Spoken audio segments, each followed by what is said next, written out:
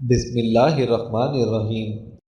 حضرت سیدنا ابو بردہ رحمۃ اللہ علیہ فرماتے ہیں، جب حضرت سیدنا ابو موسیٰ رحمۃ اللہ علیہ کی وفات کا وقت قریب آیا تو آپ نے اپنے تمام بیٹوں کو اپنے پاس بلا کر فرمایا، میں تمہیں صاحب الرغیف یعنی روٹی والے کا قصہ سناتا ہوں، اسے ہمیشہ یاد رکھنا۔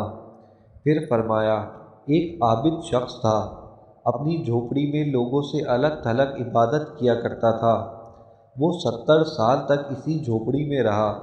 اس عرصہ میں کبھی بھی اس نے عبادت کو ترک نہ کیا اور نہ ہی کبھی اپنی جھوپڑی سے باہر آیا۔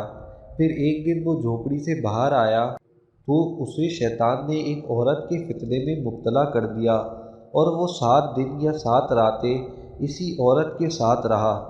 7 دن کے بعد جب اس کی آنکھوں سے غفلت کا پردہ ہٹا تو وہ اپنی اس حرکت پر بہت نادم ہوا اور اللہ تعالیٰ کی بارگاہ میں توبہ کی اور وہاں سے رخصت ہو گیا۔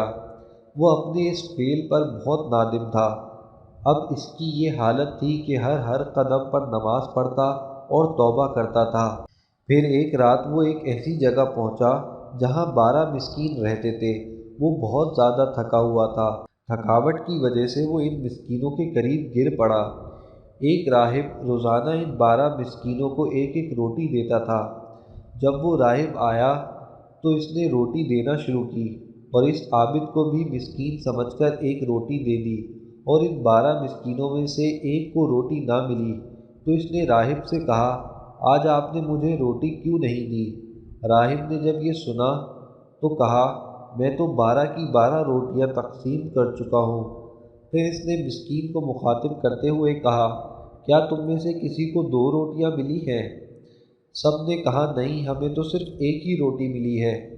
یہ سن کر راہب نے اس شخص سے کہا، شاید تم دوبارہ روٹی لینا چاہتے ہو، جاؤ، آج کے بعد تمہیں روٹی نہیں ملے گی۔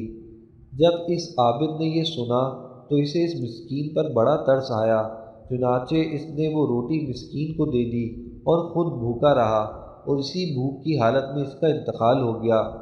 جب اس کی 70 سالہ عبادات اور غفلت میں گزری ہوئی 7 راتوں کا وزن کیا گیا تو اللہ تعالیٰ کی نافرمانی میں گزاری ہوئی راتیں اس کی 70 سالہ عبادت پر غالب آ گئیں۔ پھر جب ان 7 راتوں کا موازنہ اس روٹی سے کیا گیا جو اس نے مسکین کو دی تھی تو وہ روٹی ان راتوں پر غالب آ گئی اور اس کی مغفرت کر دی گئی۔ حضرت سیدنا ابن مسعود رضی اللہ تعالیٰ عنہ نے یہ حکایت اس طرح مروی ہے، ایک عابد نے 70 سال تک اللہ عز و جل کی عبادت کی، پھر اس نے ایک فحاشہ عورت سے گناہ کیا تو اللہ عز و جل نے اس کے تمام اعمال ضائع کر دیے۔ پھر جب اسے اپنے گناہ کا احساس ہوا تو وہ تائب ہو گیا۔ کچھ دنوں کے بعد اسے ایسی بیماری لاحق ہوئی کہ وہ چلنے پھرنے سے معذور ہو گیا۔